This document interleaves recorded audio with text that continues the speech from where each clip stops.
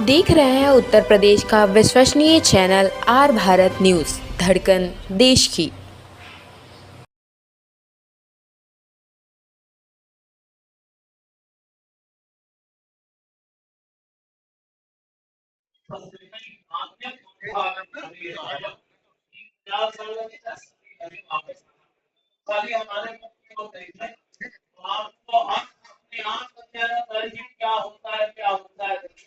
जगने हमारे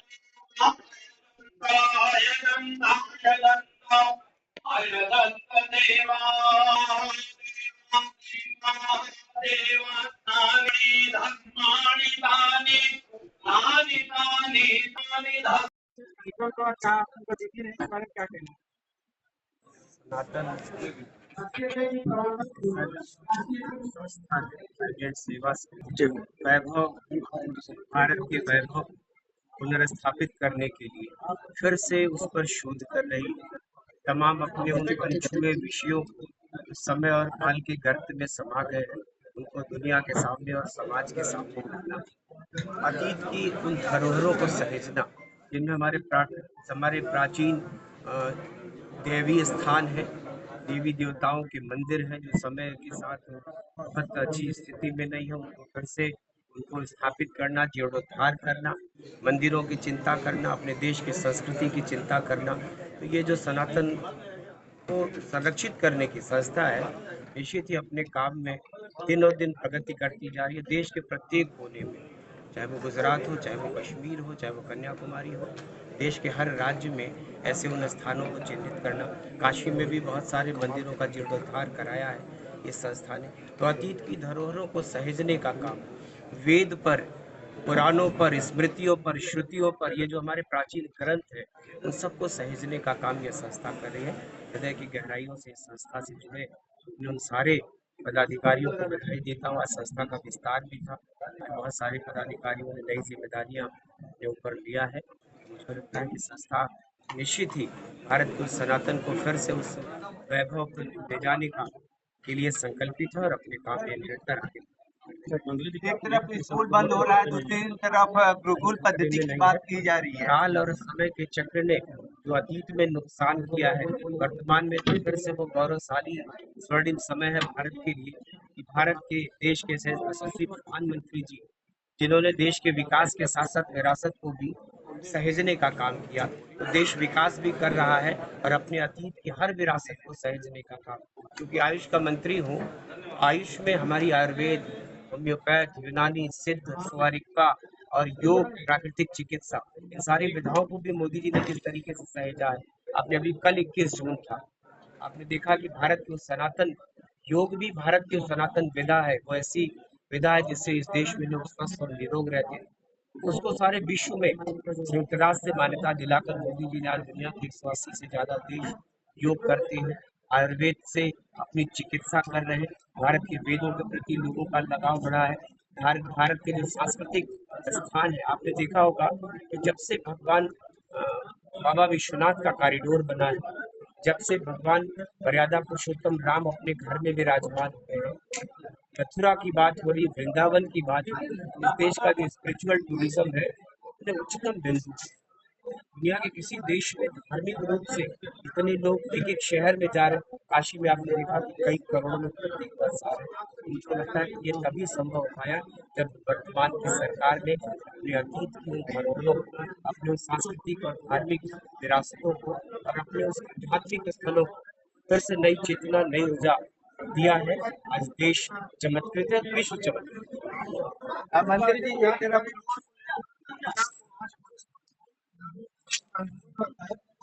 देखिए, कुछ भी नया होता है तो कुछ परेशानियां होती हैं। नेतृत्व से जुड़े जो परिवार है, पुजारी परिवार, वो सबकी चिंता सरकार कर रही है। बहुत सारी सहमति बन चुकी है। थोड़ा बहुत जो बातें हैं उसको बैठ के सुलझा लिया जाएगा। किसी का दिल दुखाना कॉरिडोर बनाने का मकसद नहीं है। मकसद है आने वाले उन करोड़ों तीर्थ यात्रियों को जो बांके बिहारी का दर्शन करना चाहते हैं, भगवान कृष्ण की जन्मभूमि का दर्शन करना चाहते हैं, उनकी सहूलियत। काशी में बाबा विश्वनाथ का कॉरिडोर बनने के बाद उस मंदिर में कुछ लोग खड़े हो पाए, लाखों लोग उस कॉरिडोर में खड़े होते हैं। आज संख्या के लिहाज से आप देख लीजिए, एक इतिहास रच दिया बाबा विश्वनाथ के दर्शन के लिए आने वाले तीर्थयात्रियों ने। भगवान राम का जब से घर बना है, अयोध्या में दर्शनार्थियों की संख्या में एक नया प्रतिमान दर्जा है, संख्या का विश्व रिकॉर्ड बना है। मुझको लगता है कि देश में आस्था का जो समय एक ऐसा दौर चल रहा है कि सारे लोग अपने नाराज देवी देवता का तीर्थयात्रियों की सहूलियत के लिए, आने वाले दर्शनार्थियों की सहूलियत के लिए ऐसा काम किया।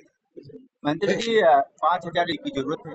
देखिए, शिक्षा के लिए देश में भारत की सरकार ने समान शिक्षा नीति लाई, पूरे देश में शिक्षा का एक बहुत सारे ऐसे स्कूल हैं संख्या के लिहाज से जहाँ शिक्षण मतलब कम बच्चे होंगे, ऐसी संस्था को किसी को खत्म नहीं किया जाएगा, सबको समायोजित किया जाएगा और उससे बेहतर स्थान बना के बच्चे आकर्षित हो, परिवारीजन उनके आकर्षित हो और उन बच्चों को अपने बच्चों।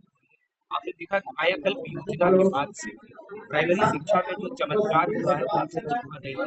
आज आपके वो प्राथमिक विद्यालय मॉडल स्कूल बन चुके हैं। शिक्षा को लेकर सरकार, चाहे उत्तर प्रदेश की सरकार हो चाहे भारत की सरकार हो, नित्य नए प्रयोग करके शिक्षा को उच्चतम भारत का गीत का भारत शिक्षा के लिए दुनिया का केंद्र था।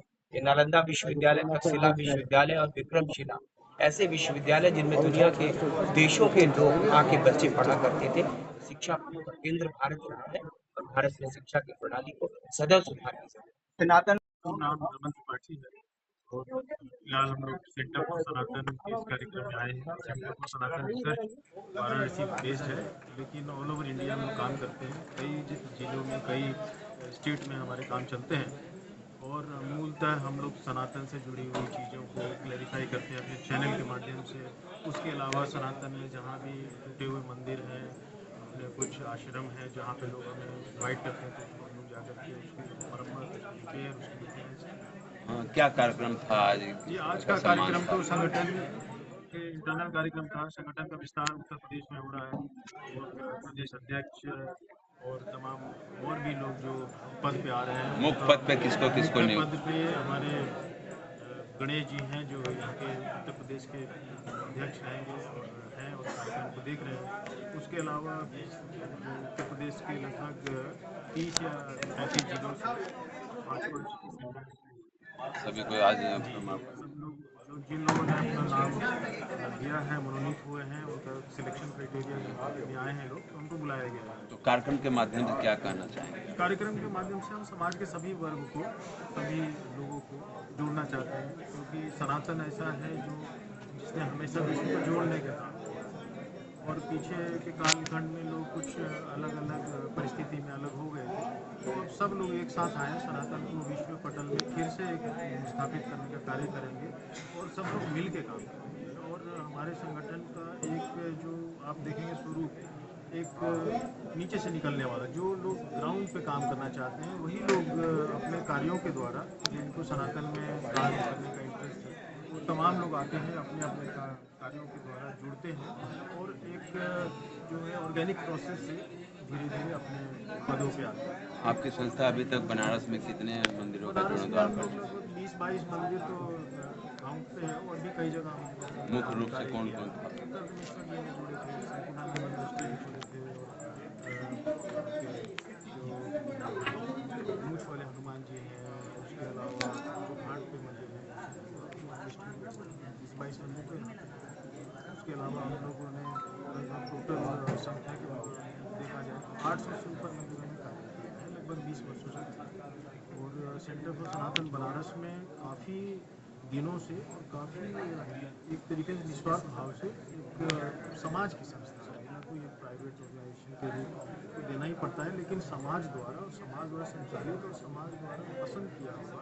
और यहीं आप देख लीजिए, लोग आए हैं बहुत ही कम एफर्ट में, लोगों को सिर्फ जानकारी दी गई थी कि सनातन सेंटर का कार्यक्रम है, सब लोग आए हैं। गत वर्ष, पिछले वर्ष हम लोगों ने इंटरनेशनल कार्यक्रम किया था जिसमें श्रीलंका, बांग्लादेश, पाकिस्तान, जितने भी अपने शक्तिपीठ और ज्योतिर्लिंग हैं सब लोग आए थे। और उससे जो शक्तिपीठ हैं उन लोगों को काफ़ी अपने राज्य में उनको काफ़ी बल मिला है। काफ़ी शक्तिपीठ ऐसे हैं जिनको ग्रांट मिला है, गवर्नमेंट को भी पता चला है कि नहीं लोग ऐसा चाहते हैं, तो उनकी डेवलपमेंट हुई है। यही हमारा एक बहुत बड़ा एक आउटकम है कि हम लोगों ने मेहनत किया है और उससे सुरक्षित हैं, मंदिर अगर हमारे अच्छे हैं तो उससे हम सभी लोगों का एक तरीके से विश्वास और हमारा एक तरीके से स्टेबिलिटी बनी हुई है। हमारा तो आजीवन संकल्प भी है कि के साथ मंदिर और मंदिर की व्यवस्था क्या दुरुस्त लक्ष्य करने है के आगे का? लिए लक्ष्य तो हम लोगों ने अब 1 लाख मंदिर का शुरू से लेके चल रहा है, अभी से नहीं, आप 15 साल पहले भी सुनेंगे तो वही लक्ष्य है और शायद ना कर पाए, लेकिन जिस तरीके से भाई लोग आज आए हैं, लगभग 200-250 लोग तो अपने पदों पे गणेश आ जी भी गए। काफी सक्रिय हैं। गणेश जी यहाँ के मेरे राइट हैंड है, बहुत काम करते हैं और दिन रात लगे हुए हैं और नेचुरल